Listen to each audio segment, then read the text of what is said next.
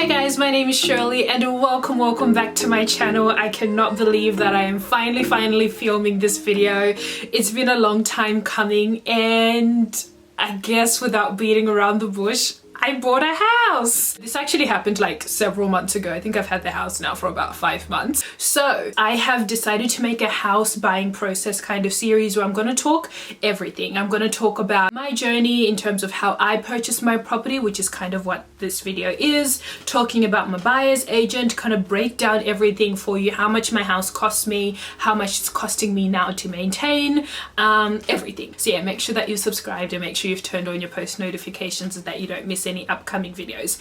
But back to this particular video. Today I am just going to be taking you through the house buying process journey here in Australia. I felt like when I started the journey into like looking exactly about how to go about this, I didn't really find too many videos that really broke down step by step from start to finish what that whole process looks like. So I'm hoping that you might be able to take a few things or two and kind of start thinking or get a rough idea of what the process looks like, and thought that I should just start off with a few quick stats or kind of give you a bit of context. So I am currently 23 years old. I did purchase my house when I was 23. I bought it all by myself. I currently live at home, so I don't have too many expenses. I purchased this property as an investment property, so not as a principal place of residence, not as a place that I was staying in. And I purchased my property in regional New South Wales, and again in a different video I'm going to be talking about why I decided to go down this route. Now, without taking too much of your time, let's go straight into what the process looked like for me. The first step that I guess I took is one, I decided I wanted to buy a property. This has been a goal of mine since like in my late teens. I knew that I wanted to get into the property market quite early. I felt like I have a lot of privileges in the sense that I went to a good school, I have working parents, I get to live at home. So for me, I've always had the mentality that given I have so many privileges that I've been blessed with, I've never wanted to waste that. So I wanted to seize every single opportunity that I possibly can. Last year, which is 2020, that's when I kind of seriously got into it. Like I was doing research on areas that would be good to buy. Mind you, at this time I was working full-time, I was studying full-time, I had obviously commitments at home. We were in lockdown. A point in last year I'd lost my job, then I found another job, then I went back to my old job. So there was a lot of things happening in my life at this stage. Like I'd gone to a few open homes, I'd checked out some suburbs that I wanted to buy in, but it felt like the more I researched, the more decision fatigue that I got. Like the more I researched, the more confused I got. The whole process of like researching which area to buy in and all that stuff, it was really stressful. So when I found out that I could go with a buyer's agent, I kind of jumped at the opportunity. So yeah, watch this video about Sanjana talking about her journey with using a buyer's agent, and literally I saw that video, I think it was like at 8 p.m. at night time, and I booked in a consultation with him like for the very next day. Had a meeting with him about how he works. We spoke a bit about my current situation, my goals and all that stuff. So for all of you who don't know what a buyer's agent is, so in the world of real estate, you have your real estate agents, which is what most people know. A real estate agent works on behalf of the vendor. So the vendor is a person who's selling their property. Now a buyer's agent is kind of like a real estate agent but for the buyer. So they work in the best interest of the buyer. So they do the negotiations for you, they help you find the property, they do like the market research and all that stuff. So essentially you just do everything for you. You just have to sign, say yes, say no to what you like, what you don't like. So yeah, late last year is when I spoke with Ravi. I didn't decide to go with him straight away. I was kind of just doing my research and kind of comparing different buyers agents, and then I think late last year, probably around December, November, is when I made the decision to go with him. It wasn't an easy decision because buyers agents are like expensive. Like it cost me upwards of 10k. Just putting that out there. So yeah, decided to go with Ravi. So we signed a contract, and essentially what that meant is he was now going to start looking for properties for me. And then early this year, maybe January, Feb, I reached out to him saying, hey, where are we at with like the property? Because I think I hadn't heard from him in about a month or two. So what he said is it will be a good time to now start looking into the pre-approval process. So essentially the pre-approval process is where you go out to a bank and get a rough idea of how much the bank is willing to lend you. This is a very important step because let's say I am looking for properties in Sydney and the properties that I want are going to cost me like $1 million. But let's say the bank is only willing to pre-approve me for 600k, then obviously I'm not going to be able to purchase that property for $1 million. So pre-approvals are really important because it gives you a rough idea of what the bank is willing to lend you, and then that kind of influences what kind of markets you should be looking into. After I engaged with Ravi, my next step was to look at pre-approval. So I kind of started doing this process by my own. So I reached out to my bank, I reached out to a few other banks, and the process again just got really overwhelming. So then what I ended up doing is I reached out to Glenn James. He runs this amazing financial advice podcast called My Millennial Money. Anyway, I reached out to Glenn because he's good at like putting you into contacts with good people like accountants, financial advisors, mortgage brokers and the likes. Reached out to Glenn. I'm like, hey Glenn, I'm in the process of trying to buy my first property. I need a mortgage broker. There's so many mortgage brokers out there. How do I know which one to go with? So then he put me in contact with a great mortgage broker. So I set up a call with my mortgage broker, and yeah, we started essentially talking about my situation. We started talking about, you know, what I'm looking to do, how much savings I have. Yeah, so we had a conversation, and then after that he sent me options of banks that I could go with and that were willing to lend me money. I read through it and then I decided which bank that I wanted to go with. So I ended up deciding to go with St. George. So I applied with St. George. So there was like a whole lot of paperwork.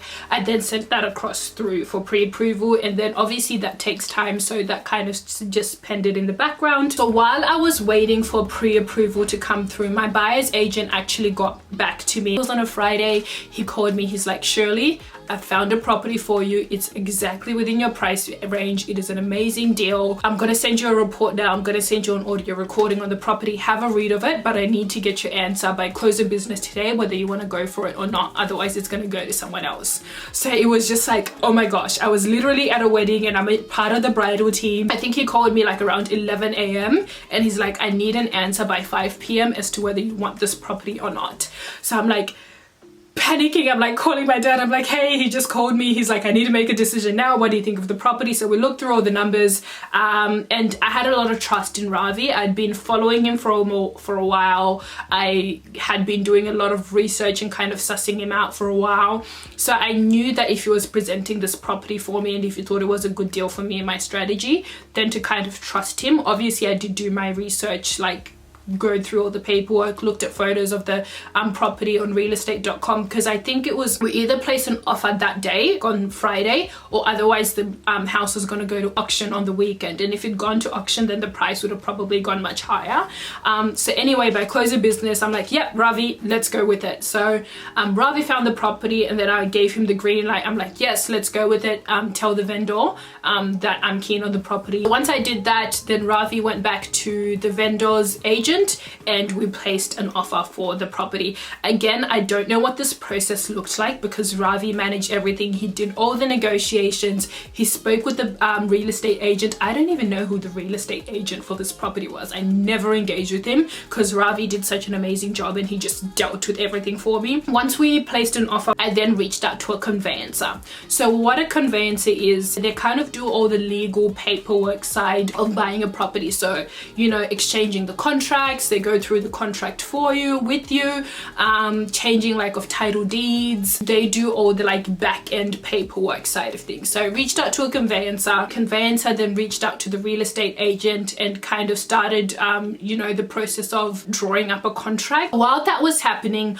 obviously because I was buying a property that was already built, I needed to do a building and pest inspection before I was yet ready to sign this contract. So I reached out to a building and pest inspector and they kind of just did a structural inspection on the property. They sent me a report, like gosh, it was like a really long report. I had no idea what some of the stuff were in that. Got my dad to help me read over it, sent it to my buyer's agent as well so that he can help me read over it.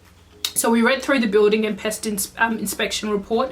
There wasn't really anything alarming. Very important, if you are buying a property that's already built, please make sure you do a building and pest inspection because you really don't want to be buying something that's going to be a liability for you. While all this stuff was happening, my unconditional approval came through. So unconditional approval is when the bank has done all the paperwork, they've looked at your financial situation and they say, yep, we are happy to loan you X amount of money for the purchase of whatever property it is. So my unconditional approval had come through, my building and pest inspection had came out clear, so all that was clear. So then I went back to my conveyancer and said, yep, everything's all clear, can we now exchange contracts? So that's when I signed the contract, the vendor signed the contract, and essentially we entered into a contract agreement. And when contracts were exchanged, I put down a 5% deposit, so that's the only money that had left my account at that particular point in time. So once a contract is signed, you usually have a cooling off period, which is like 10 days or something like that.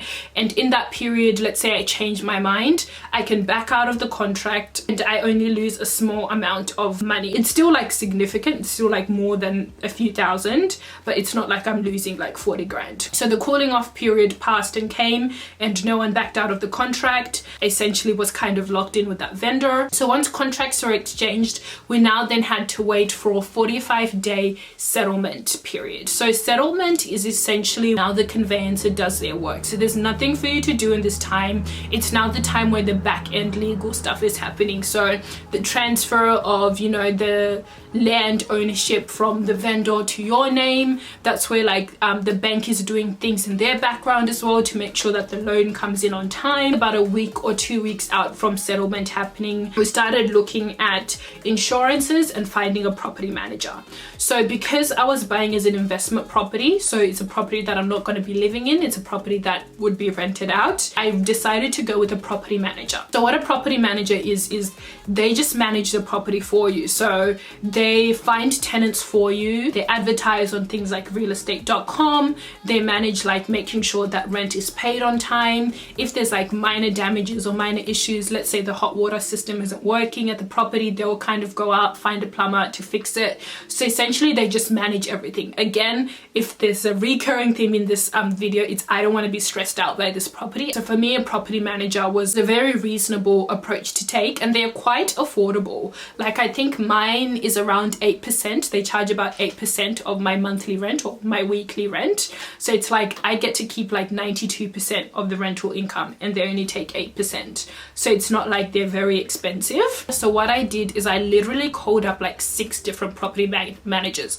I asked them all the same questions. What I was doing here is I was really sussing out the property manager. So I was obviously checking out their fee. I was checking out if they had experience managing other properties in my street. In that process, I found one that I really connected with. Yes, they were a bit more expensive than other ones. Like there were other ones that were charging, I think possibly even less than 5%. But this one I really connected with. So we signed all the paperwork for that. About a week out from settlement is when they started advertising, and within a week after settlement I had tenants in there. So yeah, my house was vacant for like less than a week. So I've never had a day where I've had to pay my mortgage out cash. But anyway, that's a different topic. Again, about a week out from settlement or 2 weeks out from settlement, I reached out to insurance providers to get landlord insurance. So if you do own a property, I highly recommend you get insurance. So whether that's home and contents insurance, like if you're actually living in the home, or what I decided to go with was landlord insurance. So that's to say, so it covers me in instances where, let's say the tenant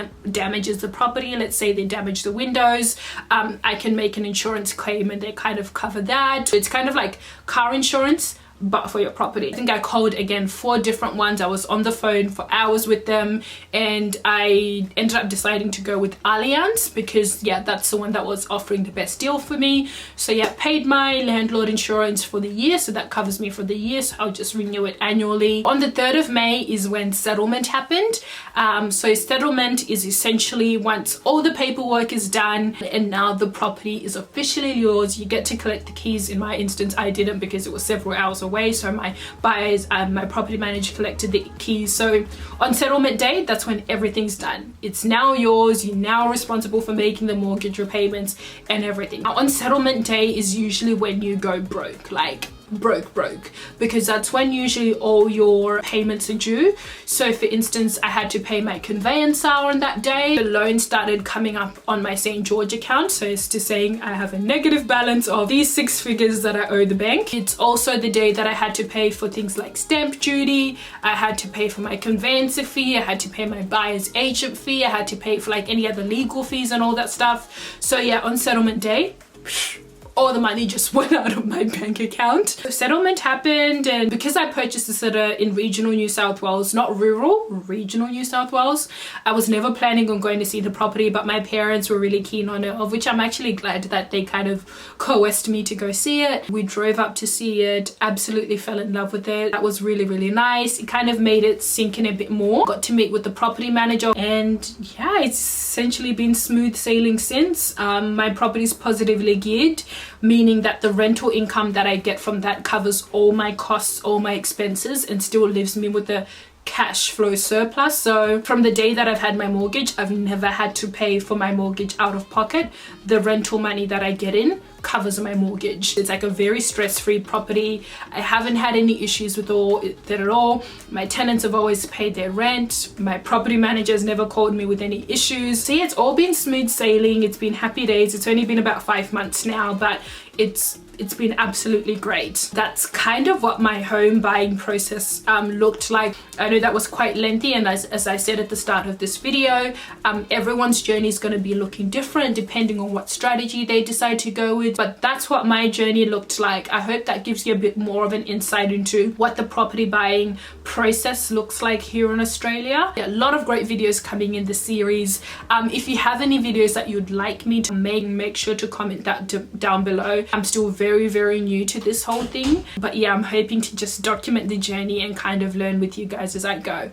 Anyways, that's all for today, guys. Thank you so much for watching. If you have found value in this video, make sure you pop that like button, make sure you subscribe and turn on your post notifications so you don't miss any of the upcoming videos. And with all that being said and done, dream big and hustle hard. I'll catch you again in the next one. Bye.